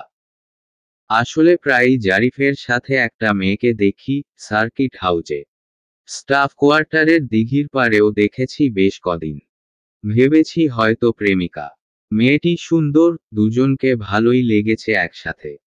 জাহিদা আনাম রিহানার দিকে দীর্ঘ সময় তাকিয়ে থেকে তার ভ্যানিটি ব্যাগ থেকে ফোনটা বের করে। অনেক খুঁজে খুঁজে ডলার একটা ছবি বের করে রিহানার সামনে তুলে ধরে বলে, আপনি কি এই মেয়েটার কথা বলছেন আপা? হ্যাঁ, এই মেয়েটাই তো। আপনি একে চিনেন নাকি? ধাক্কাটা সামলে উঠতে জাহিদার বেশ কিছুক্ষণ সময় লাগে। তার সমস্ত শরীর ভেঙে চুরে যাচ্ছে। রিহানা অবাক হয়ে বলে, কি হলো আপা? শরীর খারাপ লাগছে নাকি? আর এই মেয়ে কি হয় জারিফের? জাহিদা ঝাপসা চোখে রিহানার দিকে তাকায়। কাপা কাপা গলায় বলে, ও জারিফের ফুফাতো বোন। আর কিচ্ছু না। দুপুরের সময়। অলসতায় চোখ দুটো লেগে যাচ্ছে বারবার। বইটা বুকের ওপর নিয়েছি ধয়ে চুপচাপ শুয়ে আছে। ইউরার অর্ধবার্ষিক পরীক্ষা শেষ, দোলারও পরীক্ষা সামনে, তাই 15 দিনের জন্য ফারিনের সাথে কথা বলে এই টিউশনিটা বন্ধ রেখেছে, অথচ পড়াশোনা কিছুই হচ্ছে না। সারাদিন ঝিম মেরে রুমে বসে থাকে।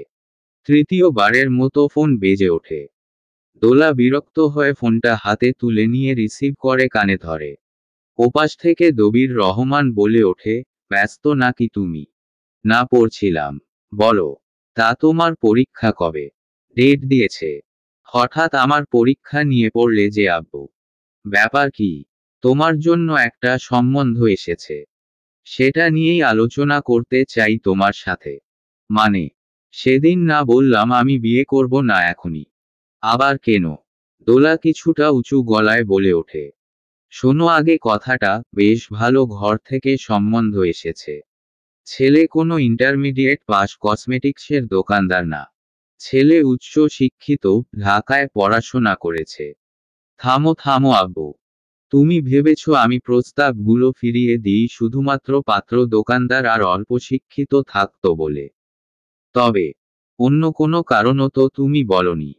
পড়াশোনা করতে চাও, করবে পড়াশোনা। এই ছেলে পড়াবে তোমাকে। দিয়ার বিয়েটা আটকে আছে তোমার জন্য, আসিফ বিয়ের অনুমতি পেয়েছে। তুমি এখন এত নটাঙ্কি করো না। তো দিয়ার বিয়ে নিয়ে সমস্যা? তো দিয়ে দাও না ওর বিয়ে। কে বারণ করেছে তোমাদের? তুমি অনুমতি দিলেই তো হয়ে যায় না মা। আমরা তো আমেরিকায় থাকি না, এই মফস্বলের সমাজে বড় বোনের আগে ছোট বোনের বিয়ে হয়ে যাওয়া মানে বড় বোনের খুঁতো আছে বলে ধরে নেয় লোকে। জীবিত থাকতে মেয়ের এত বড় ক্ষতি তো করতে পারবো না। ভালোয় তোমার বিয়েটা দিয়ে তবেই দিয়ার বিয়েটা দেব। মেয়ের ক্ষতি চাও না? তো মেয়েকে জোর করে যার তার গলায় ঝুলিয়ে কোন উপকার করতে চাও মেয়ের? গলা নামিয়ে কথা বলো, একেবারে মায়ের মতো বেয়াদব হয়েছো। মুখ চালাতে জানো। সবাই খুব একটা খারাপ বলে না, মায়ে মানছি। আচমকাই দলার দুচোখ ভিজে ওঠে। সে চুপ হয়ে যায়। দবির বলতে থাকে, যার তার গলায় ঝলাবো কে বলল তোমাকে? আমাকে কি এত অবিবেচক মনে হয়? উপজেলা চেয়ারম্যান তৌকির আহমেদের ছোট ভাই তার বাবাকে দিয়ে তোমার ছোট চাচার কাছে প্রস্তাব দিয়েছে বিয়ের। যার তার গলায় ঝুলবে না, সারা জীবন রানী বানিয়ে রাখবে তোমায়। দোলা ভীষণ অবাক হয়। গলার কাছে দলা পাকিয়ে থাকা কান্না দমিয়ে ফেলে বলে ওঠে, কার কথা বললে? ছেলের নাম শেখ তৌসিফ আহমেদ।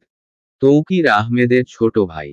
ঢাকা থেকে পড়াশোনা শেষ করে বরগুনা এসে বাপের ব্যবসা সামলাচ্ছে।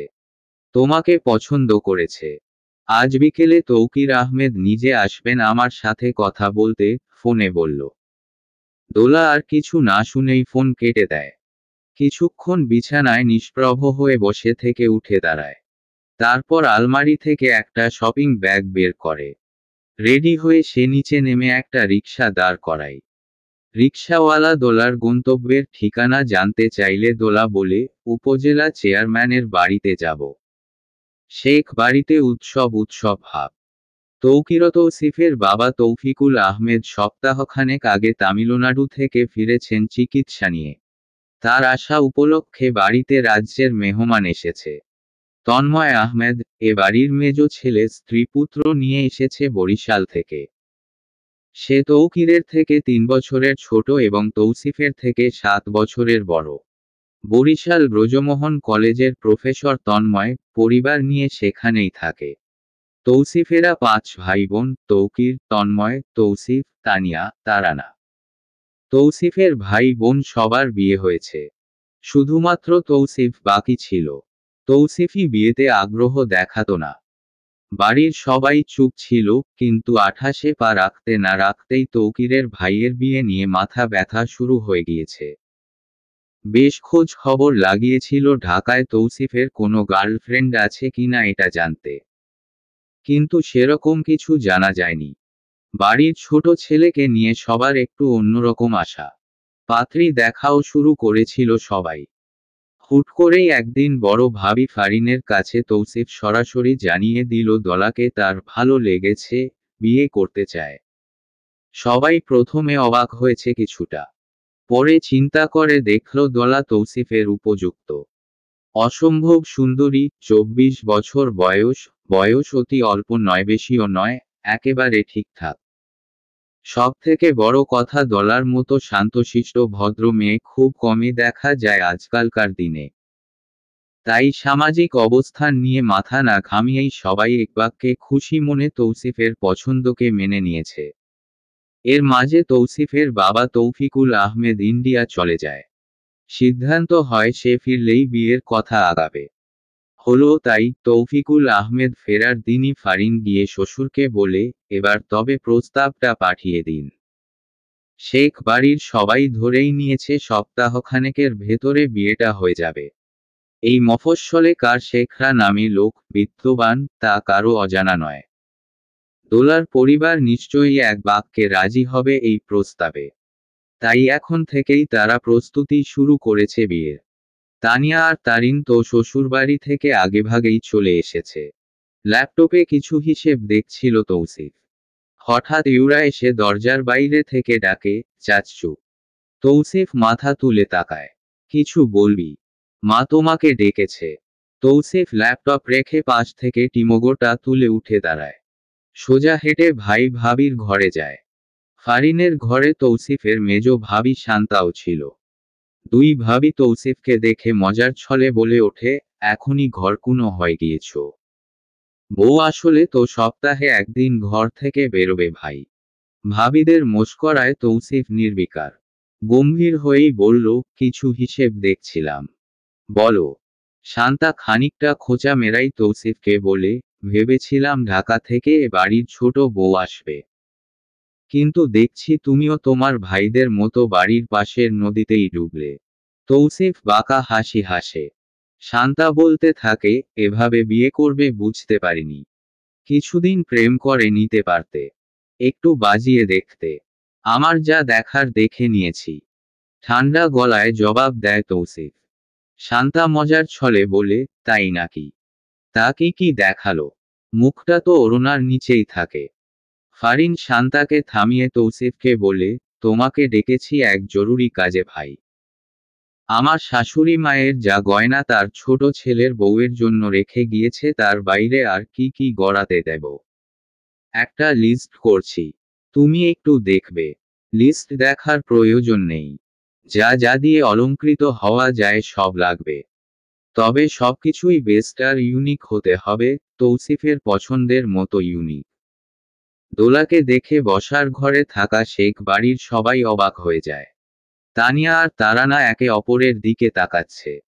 এই সময়ে দোলার আগমন কারো প্রত্যাশিত ছিল না। তানিয়া তারানা দোলার কাছে এক গাল হাসি হেসে এগিয়ে যায়।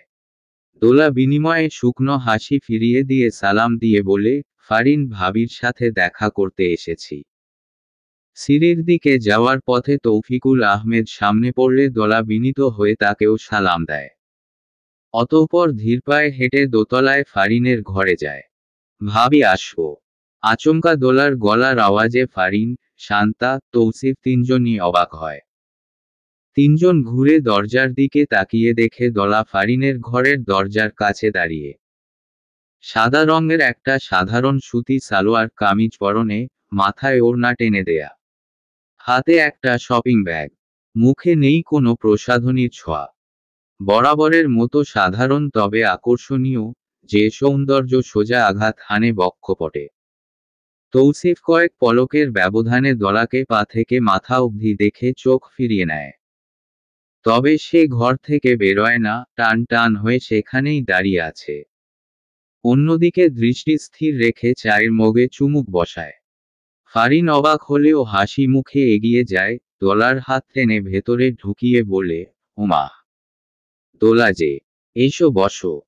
শান্তা এক পলক তৌসিফের দিকে তাকিয়ে, তৌসিফকে শুনিয়ে শুনিয়ে দোলাকে বলে, বেশ সুন্দর হয়ে গেছো দোলা, আগের থেকেও। আমার তো চোখ ধাঁধিয়ে যাচ্ছে। দোলা কোনো ভনিতা না করে শুধুমাত্র ফারিনের দিকে তাকিয়ে বলে, কথা ছিল। কি কথা দোলা? দোলা হাতের শপিং ব্যাগটা ফারিনের হাতে দিয়ে বলে, আপনার শাড়িটা, যেটা কলেজের প্রোগ্রামে পরব বলে নিয়েছিলাম। ওমা, এটা দিতে এই সময়ে আসতে হয়? একটা সামান্য শাড়ি দোলা। এত রোদে বাইরে বেরিও না এখন, এই রূপ মলিন না হোক। কথাটা বলে ফারিন ঠোঁট টিপে হাসে। দোলা এলোমেলো দৃষ্টি ফেলে কয়েক মুহূর্ত সময় নিয়ে জোরতা কাটিয়ে বলে, আর হয়তো ইউরাকে পরাতে পারবো না ভাবি, তাই দিয়ে গেলাম শাড়িটা, কখনো এই বাড়িতে আসা হয় কিনা। তৌসিফের ভ্রু কুঞ্চিত হয়। চায়ের মগে চুমুক বসাতে গিয়েও বসায় না, তবে তার দৃষ্টি মেঝের দিকে। ফারিন দোলার দিকে হা করে তাকিয়ে আছে। দোলা মাথা নিচু করে কথাটা বলেছিল। এবার মাথা তুলে এক পলক তৌসিফের দিকে তাকিয়ে পুনরায় মাথা নিচু করে ফারিনকে বলে, আমি বিয়েতে রাজি নই ভাবি। আপনি প্লিজ তৌকির ভাইয়াকে বলবেন উনি যেন বিকেলে বাবার সাথে কথা না বলেন। এটা নিয়ে আর না আগানোর অনুরোধ। ফারিন আর শান্তা হতভম্ব হয়ে সাথে সাথে ঘুরে তৌসিফের দিকে তাকায়। তৌসিফ খুবই শান্ত হয়ে দাঁড়িয়ে আছে মেঝের দিকে দৃষ্টি দিয়ে। নির্বিকার চিত্তে এবং চুপচাপ চায়ের মগে চুমুক বসায়। দোলা ফারিনকে বলতে থাকে, বাবাকে বললে বাবা মানবে না, তাই সরাসরি আপনাদেরকেই বলা। আসছি ভাবি, ভালো থাকবেন। মেসেঞ্জারে কথা হবে। ইউরাকে আরেকজন ভালো টিচার দেব। কথাটা বলে দোলা হন্তদন্ত হয়ে চলে যায়। ফারিন আর শান্তা মুখ শুকনো করে একে অপরের দিকে তাকায়। তারপর তৌসিফকে দেখে। তৌসিফ তখনও চুপচাপ চায়ে চুমুক দিচ্ছিল। পরপর গভীর, শান্ত চোখ দুটো তুলে ভাবির দিকে তাকায়। ফারিন আমতা আমতা করে বলে, তৌসিফ, তোমার ভাইয়াকে কি বলবো? ভাইয়াকে কিছু বলার প্রয়োজন নেই। গম্ভীর কিন্তু অস্বাভাবিক শান্ত তৌসিফের কণ্ঠস্বর। মানে, তোমার ভাইয়া জরুরি কাজ ফেলে দোলার বাবার সাথে বসতে চেয়েছিল, এখন যদি বলেছি তো ভাইয়াকে কিছু বলার দরকার নেই। উঁচু গলায় বলে ওঠে তৌসিফ। শান্তা আর ফারিন দুজনেই চমকে ওঠে। মুহূর্তের ব্যবধানে তৌসিফকে অস্বাভাবিক লাগছে। অস্বাভাবিক ক্রোধান্বিত লাগছে। ফারিন ইতস্তত করে, বলল ও বিয়েতে রাজি না। ভাইয়া ওর বাবার সাথে কথা বলতে যাবে। কণ্ঠে পুনরায় শান্ত এবং গম্ভীর ভাব ফিরিয়ে এনে স্পষ্ট করে বলে ওঠে তৌসিফ। ফারিন আর শান্তা হা করে তাকিয়ে আছে তৌসিফের দিকে। তৌসিফ চায়ের মগে শেষ চুমুক বসিয়ে ফারিনের দিকে তাকিয়ে খুবই স্পষ্ট করে বলে, ওকে লাগবে। রাতের নিস্তব্ধতায় ঢাকা পড়েছে পুরো মহল্লা। হাওলাদার ভিলার সামনে দু তিনটে কুকুর তখনও সাংসারিক আলাপ করছে। আজও দেরি জারিফের। বন্ধুদের সাথে আড্ডা দিয়ে দলার সাথে দেখা করেছে, ফজিলাতুন্নেসা ছাত্রী নিবাসের পেছনের গলিতে দাঁড়িয়ে জানালার দিকে তাকিয়ে ঘণ্টাখানেক ফোনালাপ করেছে মশার কামড় খেয়ে। মন ভালো নেই দলার। জারিফ তার মন ভালো করতে পারেনি, উল্টো নিজেই মন খারাপ নিয়ে ফিরেছে। শেখ তৌসিফ আহমেদের নাম বারবার তাকে যন্ত্রণা দিচ্ছে। দেশে কি আর মেয়ে নেই? তার দুলির দিকে নজর দেয়, কি সাহস! দোলার উপরও হঠাৎ রাগ ওঠে জারিফের। আজ বরখা পরে চলাফেরা করলে এমন হতো না। পরপর নিজের ওপর ক্ষেপে যায় জারিফ, মেয়েটাকে শুধু শুধু দুষছে কেন? দোলা তো ইচ্ছে থাকলেও শ্বাসকষ্ট সমস্যার জন্য বোরখা পরতে পারে না। একটা দীর্ঘশ্বাস বেরিয়ে যায় জারিফের ভেতর থেকে। কেন অহেতুক একে তাকে দুষছে সে? তার ব্যর্থতা দোলাকে এখনো সেই বউ করতে পারেনি। তার ব্যর্থতাকে ঢাকতে কেন অন্যদের দোষ দেওয়া? কলাপসিবল গেট খুলে বাইক উঠিয়ে সিঁড়ির কাছে দাঁড় করিয়ে গেট বন্ধ করে সদর দরজার কাছে যায়, হাত বাড়িয়ে কলিং বেল চাপার আগেই দেখে দরজা খোলা। ভ্রু কুঞ্চিত হয় জারিফের। দরজা ঠেলে ভেতরে ঢুকে বসার ঘর পর্যন্ত যেতেই থমকে দাঁড়িয়ে যায়। জাহিদা আনাম বসার ঘরের সাথে লাগোয়া ডাইনিং টেবিলের চেয়ারে বসে আছে। মায়ের বিধ্বস্ত মুখটা দেখে জারিফ উদ্বিগ্ন হয়ে এগিয়ে যায়, নরম গলায় বলে, কি হয়েছে মা? শরীর খারাপ? জাহিদা আনাম ছেলের দিকে শীতল চোখে তাকিয়ে আছে। অত্যল্পকাল পেরিয়ে যেতেই সে কণ্ঠ খাদে নামিয়ে দৃঢ়ভাবে জিজ্ঞেস করে, কতদিন ধরে চলছে এসব? দোলার বিয়েতে অমত সে কথা তৌকির আহমেদের কান অবধি পৌঁছায়নি তার স্ত্রী ফারিন। শান্তাও এ ব্যাপারে একটা কথাও বলেনি তৌসিফের বারণ শুনে। এদিকে তৌকির আহমেদ নিজে গিয়ে দলার বাবার সাথে বিনয়ী হয়ে কথা বলেছে, জানতে চেয়েছে দবির রহমানের মতামত। মেরুদণ্ডহীন দবির রহমান নিজের বাড়িতে স্বয়ং উপজেলা চেয়ারম্যানকে পেয়ে খুশিতে গদগদ হয়ে গেলেন। আশ্বাস দিয়ে দিলেন তিনি বিয়েতে রাজি। কথা আগাবে, আত্মীয়তা হবে। তৌকির আহমেদ আশ্বাস দিলেন দলাকে পড়তে দেওয়া হবে, চাইলে চাকুরিও করতে দেওয়া হবে। এত প্রতিশ্রুতি দেওয়া নেওয়া হলো বিকেলে, সবার অজানা রয়ে গেল বিয়ের পাত্রী এই বিয়েতে রাজি নয়। দবির রহমান একথা জানলেও চেপে গেলেন, তার বিশ্বাস মেয়েকে বুঝিয়ে শুনিয়ে বললে বিয়েতে রাজি হবেই। সে অসব নিয়ে মাথা ঘামায় না, বেশি তোত্তারামি করলে একটু না হয় চোখের পানি ফেলবে মিছিমিছি। বাড়াবাড়ি করলে দু একটা চড় থাপ্পড়ও মারবে না হয়, মেয়ের ভালোর জন্য সব করবে দবির। একসময় মেয়ে ঠিকই বুঝবে, এত ভালো পরিবার কি করে হাতছাড়া করবে সে। সারা জীবন শেখ ট্রেডার্সের মালিকদের প্রতিপত্তির কথা মফস্বলে শুনে এসেছে দবির, আজ সে বাড়ি থেকে প্রস্তাব এসেছে তার মেয়ের জন্য। ভাবা যায়, কোনো ঘটক পাঠিয়ে নয়, শেখ ট্রেডার্সের কর্ণধার তৌফিকুল আহমেদ নিজে এসেছিলেন। নিজের প্রতি বেশ গর্ব হচ্ছে দবিরের হঠাৎ করে। আজ বিকেল থেকে পাড়ায় দলার বিয়ে নিয়ে বেশ চর্চা হচ্ছে। এই তল্লাটেও কেউ কল্পনা করেছিল দবিরের মেয়ের বিয়ে এত বড় ঘরে হবে, যেখানে এই পাড়ার সব মেয়েদের বিয়ে হয়েছে দোকানদার অথবা অর্ধশিক্ষিত প্রবাসী শ্রেণীর ছেলের সাথে। সে তুলনায় দবির পেয়েছে আকাশের চাঁদ। কাচের পানির জগটা টুকরো টুকরো হয়ে মেঝেতে ছড়িয়ে পড়ে আছে। জারিফ একদৃষ্টে সেদিকে তাকিয়ে। জাহিদা আনাম শাড়ির আঁচল মুখে চেপে ধরে কাঁদছে। একটু পরপর কেঁপে কেঁপে উঠছে তার শরীর।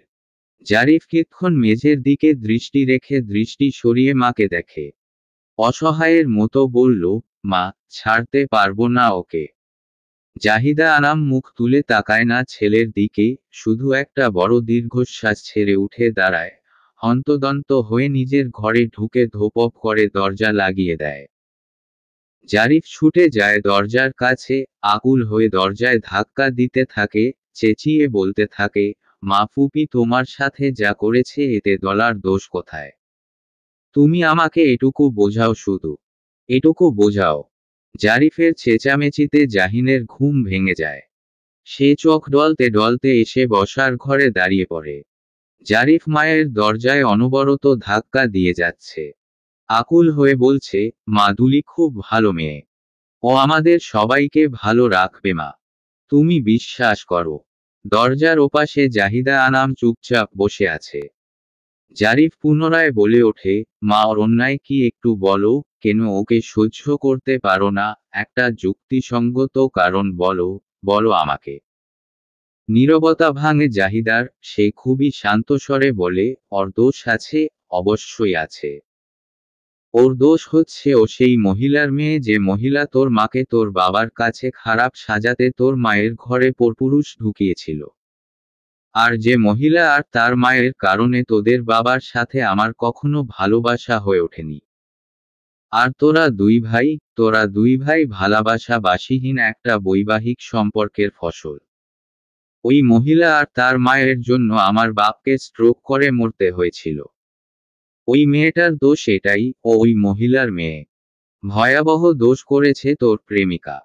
ভয়াবহ দোষ। জারিফ চুপ হয়ে যায়। দাঁড়িয়ে থাকে দরজার বাইরে, চুপ করে। জাহিদা আনাম হাঁপাচ্ছে। একটু দম নিয়ে পুনরায় বলে ওঠে, কি করবি? আমি না মানলে একা একা বিয়ে করে নিবি।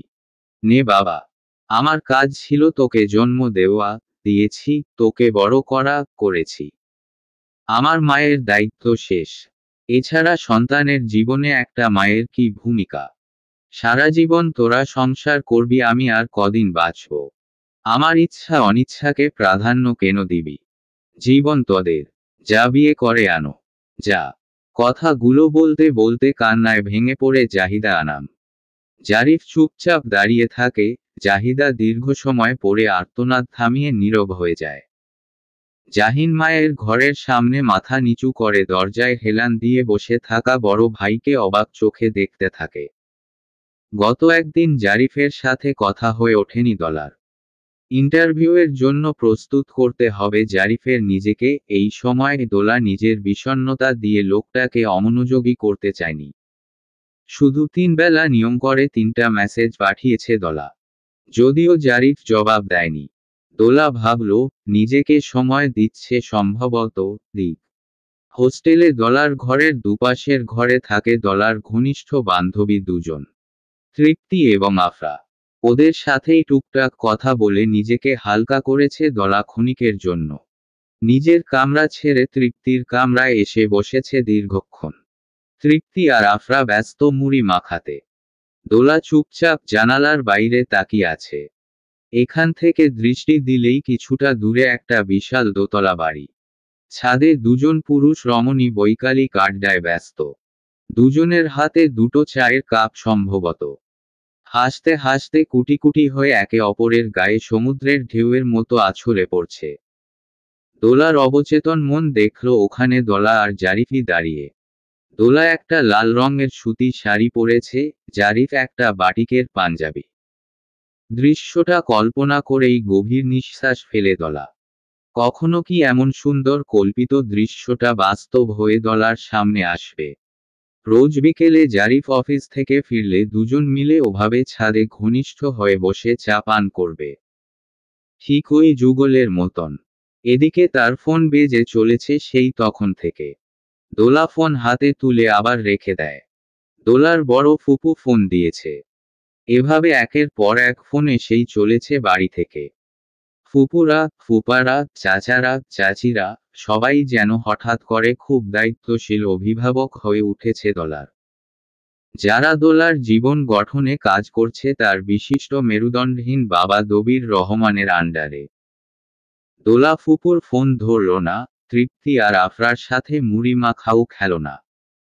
তার ইচ্ছে করছে ছুটে যেতে জারিফের কাছে। ছুটে গিয়ে বলতে, জারিফ আমাকে তুমি বিয়ে করে নাও, মামি না মানলেও করে নাও। এই তোদের এখানে দলা এসেছে। হোস্টেলের ওয়ার্ডেনের সহকারী এসে 303-এর দরজায় দাঁড়িয়েছে। দোলার মলিন মুখটা তার নজরে পড়তেই বিরক্ত হয়ে বলে, তুই এখানে দলা? তোকে পুরো হোস্টেল খুঁজে এলাম। চল আমার সাথে। ওয়ার্ডেন স্যার তোকে ডেকেছে। দোলা নিস্তেজ কণ্ঠে বলে, আমাকে? কেন? তোর সাথে কেউ দেখা করতে এসেছে। দোলার ইচ্ছে করছে না বাড়ির কারো সাথে দেখা করতে। একেবারেই ইচ্ছে করছে না। ওয়ার্ডেনের সহকারী সানজিদা বিরক্তি নিয়েই বলে, আরে কি হলো কি? চল তোর মামি এসেছে। দোলা চমকে ওঠে। তৃপ্তি আর আফরাও সানজিদার মুখের দিকে তাকায়। তারপর ঘুরে দোলার দিকে তাকায়। দোলা আটকে আটকে বলে, কে এসেছে? তোর মামি। জাহিদা আনাম নাম, কদমতলা হাই স্কুলের সহকারী শিক্ষিকা। সদর রোডের মসজিদে মাগরিবের আজান দিয়ে দিয়েছে। জানালা থেকে যেটুকু আলো আসছিল তা এখন নেই। অভিভাবক মিটিং রুমের বাতি নেভানো। জাহিদা আনাম চেয়ার থেকে উঠে দাঁড়ায়। তার দৃষ্টি দলার সিথির দিকে, যে কিনা তার দুটো পা জড়িয়ে ধরে মেঝেতে বসে আছে। এখন আর কাঁদছে না দলা, শুধু মাথাটা জাহিদা আনামের হাঁটুতে ঠেকিয়ে রেখেছে। জাহিদা আনাম খুবই শান্ত ভঙ্গিতে দলাকে বলে, পা ছাড়ো দলা। মামি প্লিজ। অদ্ভুত শোনাচ্ছে দলার কণ্ঠস্বর, শব্দ দুটো কণ্ঠনালী ছিঁড়ে বেরিয়েছে যেন। জাহিদা আনাম দুচোখ বন্ধ করে আবারও চোখ মেলে তাকিয়ে বলে, দলা পা ছাড়ো। মামি আজীবন আপনার দাসী হয়ে থাকব। এবার দোলা ডুকরে ওঠে। সে কাঁদছে, বাঁধ ভাঙা কান্না। জাহিদা আনাম ভাবলেশহীন। দোলা আরো শক্ত করে জাহিদা আনামের পা জড়িয়ে ধরে, আকুল হয়ে বলতে থাকে, দয়া চাইছি মামি। জাহিদা আনাম এলোমেলো দৃষ্টি দিয়ে আশেপাশে তাকায়, তারপর কিছুটা ঝুঁকে জোর করে দোলার হাত থেকে নিজের পা ছাড়িয়ে নিয়ে বেরিয়ে যায়। দোলা মেঝেতে ওভাবেই পড়ে থাকে, বিধ্বস্ত হয়ে, উচ্ছিষ্টের মতন। তৃপ্তি আফরা দোলাকে খুঁজে খুঁজে হয়রান। 1 ঘন্টা হয়েছে প্রায়, এখনো কামরায় ফেরেনি দেখে দুজনেই খুঁজতে নেমেছে তাকে। পুরো হোস্টেল খুঁজে অবশেষে এক সিনিয়র আপুর থেকে জানতে পারল দোলা অভিভাবক মিটিং রুমে আছে। দোতলা থেকে সিঁড়ি বেয়ে লবি ধরে নাক বরাবর হাঁটতে থাকে দ্রুত পায়ে। নিচতলার স্টোর রুমের কাছে এসে ডানে ঘুরতেই পা থমকে যায় আফরা তৃপ্তির। দোলা বিধ্বস্ত হয়ে দেয়াল ধরে ধরে হাঁটছে। বিকট চিৎকার দিয়ে তৃপ্তি এগিয়ে যায়। দুজনে দুপাশ থেকে ধরে দোলাকে। উৎকণ্ঠা নিয়ে তৃপ্তি বলে, এ কি হাল তোর? কি হয়েছে? বুকে ব্যথা করছে। দোলা জবাব দেয় না, দিতে পারে না। তবে ওরা দুজন এটুকু বুঝল দলার শ্বাসকষ্ট হচ্ছে। বাড়তি প্রশ্ন না করে ধরে ধরে দলাকে 304-এ এনে বিছানায় বসায়। তৃপ্তি দলার গা থেকে ওড়না সরিয়ে ফেলে। পেছনে থেকে কামিজের ভেতর হাত ঢুকিয়ে পিঠে মাসাজ করতে থাকে। আফরা ছুটে গিয়ে দলার ড্রয়ার থেকে ইনহেলার এনে দলাকে দেয়। নিস্তেজ, নিষ্প্রাণ, মরা মাছের মতো তৃপ্তির গায়ে পিঠ হেলিয়ে পড়ে আছে দলা। ওরা দুজন দলার থেকে জানতে চায় না কি হয়েছিল এই 1 ঘন্টায়। সহানুভূতি মাখা হাতে দলাকে আঁকড়ে ধরে বসে থাকে। শুধু দলার ফোন বেজে উঠলে আফরা ফোনটা হাতে নিয়ে দলার দিকে তাকিয়ে বলে, আঙ্কেল কল দিয়েছে। কেটে দেই। রিসিভ কর। ক্ষীণ স্বরে বলে দলা। আফরা কলটা রিসিভ করে লাউড স্পিকারে রেখে দেয়। অপাশ থেকে দবির রহমান তেতে ওঠে, এসব কি বেয়াদবি দলা? চাচা ফুপুদের ফোন ধরছো না? কি শুরু করেছো কি তুমি? আমার স্ট্রোক না করিয়ে তোমার শান্তি। আব্বু। দোলার অসুস্থ কণ্ঠস্বর দবিরকে থামিয়ে দেয়। খানিকটা বিচলিত হয়ে বলে, ঠিক আছো তুমি? কণ্ঠ এমন শোনাচ্ছে কেন? দোলা সেসব কিছুর জবাব না দিয়ে অস্ফুট স্বরে বলে ওঠে, আমি বিয়েতে রাজি আব্বু। চলমান।